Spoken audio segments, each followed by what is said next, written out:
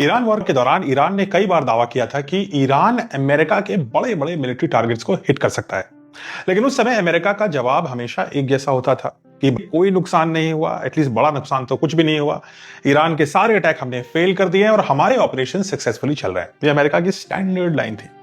लेकिन अब एक नई रिपोर्ट सामने आई है जो शायद अमेरिका की इस कहानी में बड़े बड़े छेद दिखाती है और दूसरा पक्ष सामने रखती है। क्योंकि एक अमेरिकन मिलिट्री मैगजीन की रिपोर्ट के मुताबिक ईरान मिसाइल स्ट्राइक्स ने अमेरिका की सबसे महत्वपूर्ण कमांड सेंटर्स में से एक को ऑपरेशनली क्रिपल कर दिया था, ध्वस्त कर दिया।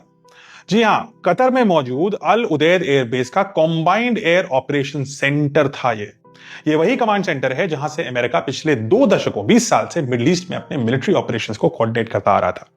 चाहे वो अफगानिस्तान हो, इराक, सीरिया, येमेन, इन सभी कैंपेन्स के दौरान यही फैसिलिटी अमेरिका का नर्व सेंटर था, ब्रेन था।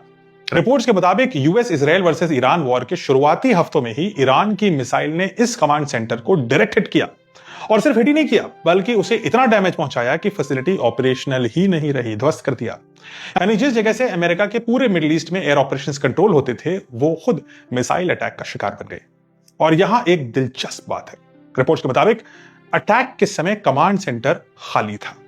यूएस मिलिट्री पहले से ही अपने पर्सनल यानी अपने सैनिक और एक्सपर्ट्स को कतर से निकालकर अमेरिका के साउथ कैरोलिना स्थित शॉ एयर फोर्स बेस भेज चुकी थी और वहीं से यह टीम ऑपरेशंस अपने कंटिन्यू कर रही थी।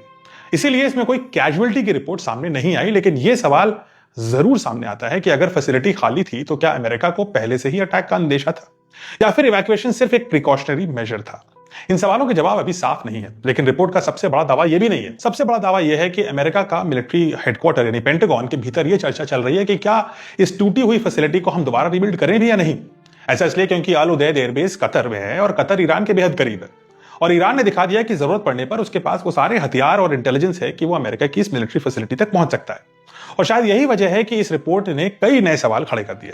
क्योंकि अगर ईरान वास्तव में उस कमांड सेंटर को डिसेबल करने में सफल रहा तो फिर ईरान वॉर के दौरान हुए डैमेज की तस्वीर शायद पहले बताई गई तस्वीर से कहीं ज्यादा बड़ी और भयानक हो सकती है। क्योंकि इस रिपोर्ट की इंडिपेंडेंट वेरिफिकेशन अभी तक सामने नहीं आई है, इसलिए अभी इसको एग्जैक्टली क्लेम मान लेना भी थोड़ी जल्दबाजी होगी। और पेंटागन ने भी इस स्पेसिफिक क्लेम पर कोई सार्वजनिक टिप्पणी या डिनायल भी नहीं किया है। लेकिन अगर ये जानकारी सही साबित होती है तो ईरान के मिसाइल कैंपेन की सबसे बड़ी सक्सेस में से एक आप इसे मान सकते हैं। तो कमेंट्स में मुझे बताइए कि आपको लगता है ये रिपोर्ट भी सच है? क्या ईरान ने अमेरिका का कमांड सेंटर जो अल उदैद एयरबेस कतर में स्थित था उसे उड़ा दिया?